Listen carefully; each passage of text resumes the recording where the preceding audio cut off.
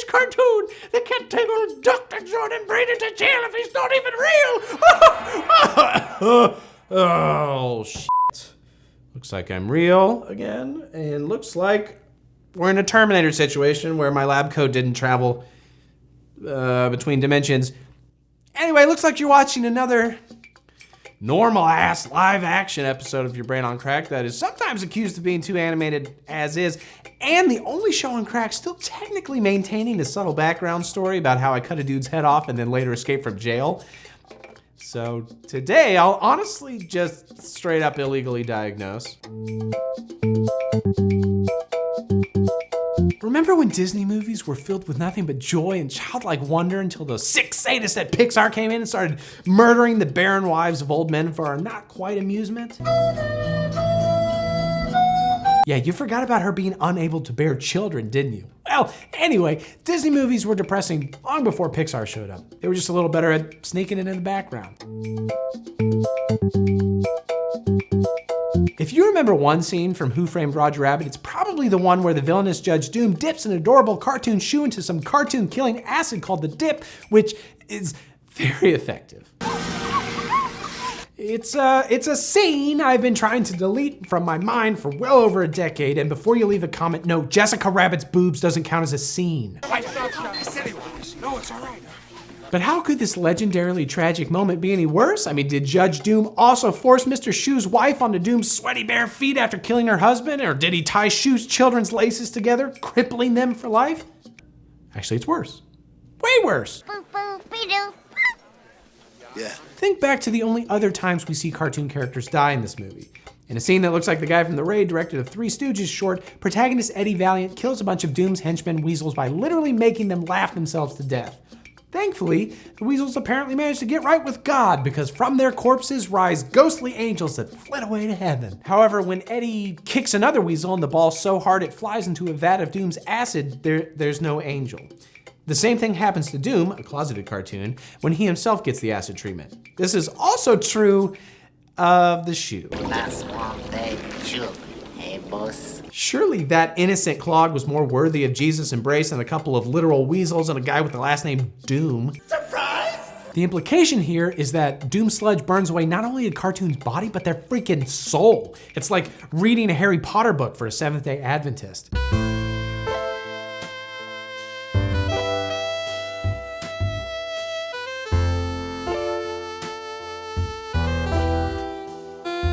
And because we've seen two different weasel fates, we know it's not a morality thing. It's not like the shoe knocked boots with his brother's wife or something. Without acid, the shoe would have become an angelic Air Jordan, and floated off to the great footlocker in the sky.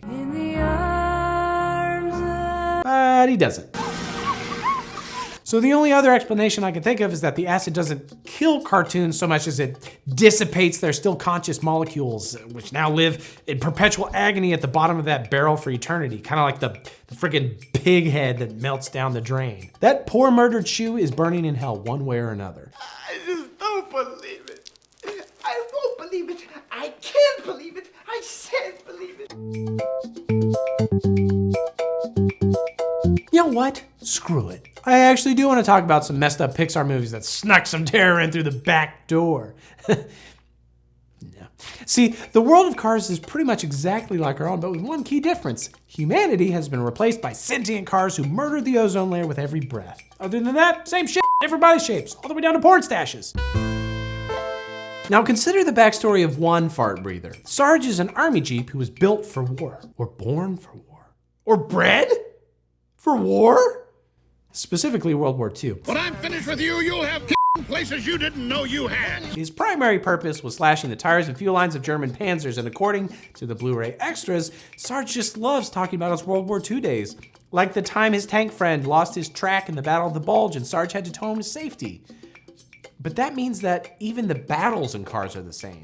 Sarge's license plate refers to the year of the Pearl Harbor attack, the same year that America officially became part of the war effort and presumably drafted most males with at least 18,000 miles on them. The 60s weren't good to you, were they? Apart from the fact that it was fought entirely by motor vehicles, everything about World War II appears to be exactly the same, which very strongly implies that all of the atrocities also happened, but to cute cars instead.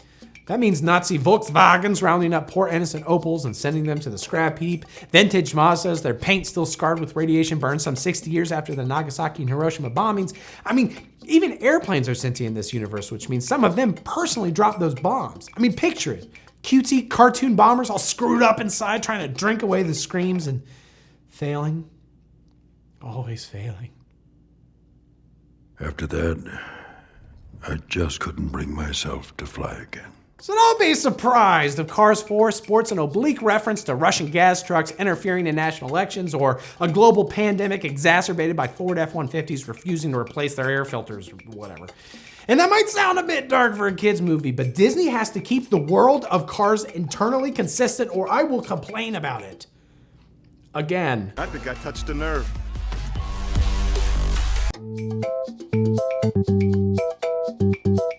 The 40s had Pearl Harbor and the Great Cars War, and the 60s had the JFK assassination, but the 90s had that time Disney killed a cartoon lion. A whole generation of children developed an irrational fear of antelope hooves thanks to Mufasa's brutal death scene in The Lion King, though it is unclear if he died from the trampling, or if maybe his internal organs were squished by the fall itself, or if maybe just the claw wounds became infected on his paw and he died several months later all alone in a hospital bed in Zimbabwe or something. Nobody knows. Whatever the case, that's the last we ever see of Mufasa, discounting his brief return as a giant sky ghost to give his son Simba a pep talk. You have failed me for the last time. And while Mufasa's death kickstarts Simba's journey towards becoming a king and kickstarted many 90s kids' downward spirals into alcoholism and substance abuse, Simba never really gets any final closure. We never see Simba bury the body, though to be fair, it's not like lion paws are very good at digging proper graves. Bad things happen, and you can't do anything about it, right? Right. By the time Simba does return, he either refuses to go look for his father's mangled skeleton, or he's blocked out the memory of where it all went down. I mean, as far as the audience knows, Mufasa is now gazelle shit. But of course, there's another explanation for what might have happened to Mufasa's remains. I mean, how long do you think that Mufasa's big, meaty, juicy lion carcass was able to lay baking in the sun in a land that's now run by hyenas? You know, the same hyenas Mufasa had forced to starve. See, if there's one thing that hyenas love more than eating dead things, it's dismembering lions, and you can find plenty of evidence of that online if you don't mind looking at animal gore, which is kind of where I draw the line, weirdly, so. Here's some human gore. Ew, gross. Oh, Jesus Christ. There's like a very high chance that Mufasa's bloated corpse became lunch for Whoopi Goldberg. It is the point of all of my videos. All of my videos have been building to this point. Whoa.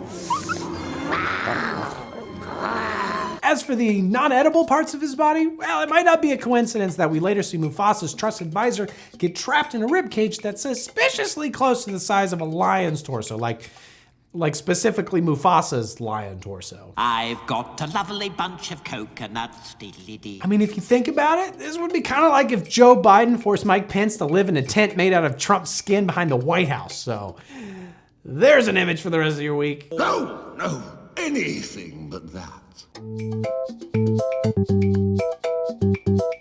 While I'm sure Finding Nemo's friendly pelican Nigel has tons of other friends, the creatures he seems closest to are the fish in the dentist's office. I mean, he just loves flying in, talking shop, and catching up on all the juicy gossip about who's trying to bang that pufferfish who could fill all your holes, all your crevices. Nigel, get in there! I can't go in there. Oh, yes, you can! But in general, Nigel just seems like a super nice guy. I mean, he agrees to help Marlin and Dory bust Nemo out of dentist jail instead of, like ripping them fin from fin like any other pelican.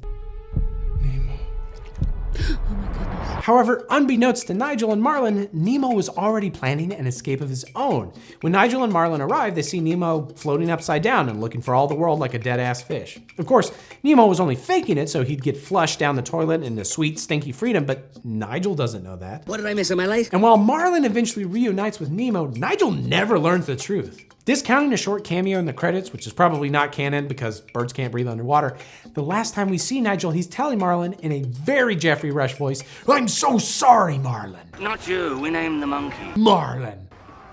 It's pretty clear Nigel blames himself for the botched rescue attempt. He didn't get there in time, and now a child is dead. Because it's Disney and everything's a child. And it gets worse. In the final scene of the movie, the rest of the fish at the dentist's office also managed to escape. The next time Nigel returns to say hey to his friends, they'll all be gone. As far as Nigel knows, that satanic girl with the braces murdered every single one of them. Smack her in the head! Because we never see Nigel again, I mean, he's not in Finding Dory, it's safe to assume he never learns the fate of any of those fish and simply goes on believing he's responsible for all of their deaths. Yeah, reckon somebody ought to help the poor guy.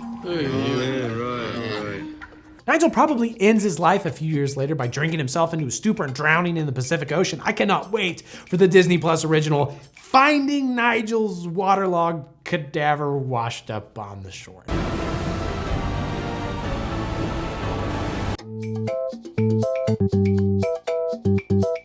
Coco is about a kid named Miguel who wants to play mariachi music more than anyone on earth has ever wanted literally anything and is willing to die for a chance to jam on a nylon stringed acoustic in an El Pollo Loco somewhere. Yes, the old ways are still best. Unfortunately, his attempts to play result in him being cursed and taken to the afterlife. And the good news is that he can escape as long as he receives a blessing from one of his deceased relatives.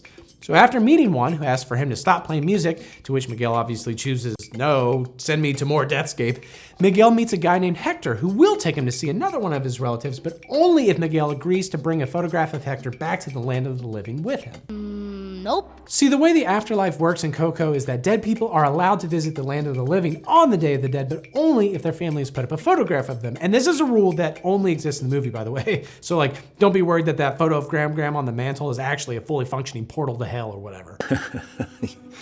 You don't think that, do you? Hector's family doesn't appear to have any photographs of Hector, and he's afraid his daughter will forget him and he'll disappear completely.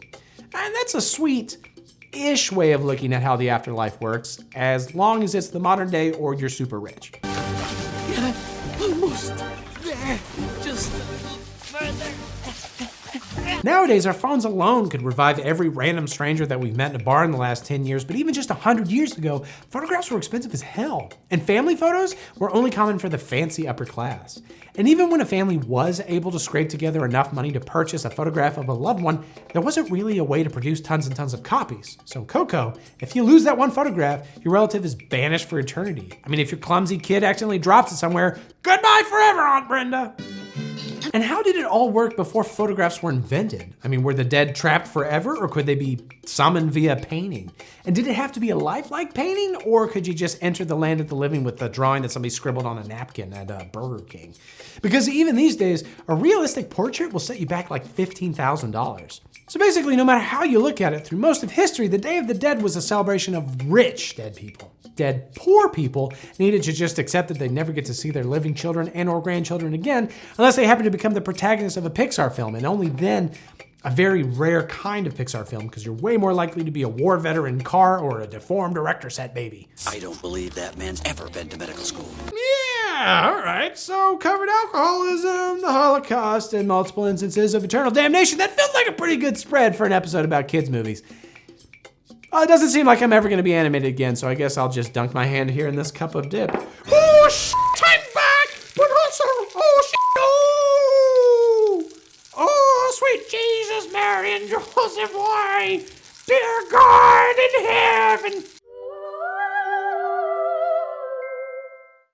I'm not dead. I'm merely badly disfigured. I'm just melting here in the bottom of this dip. And, the only way to get me out of it is if you like, comment, and subscribe. YouTube's algorithm is burning me alive. Dear God, sweet Jesus, help me out.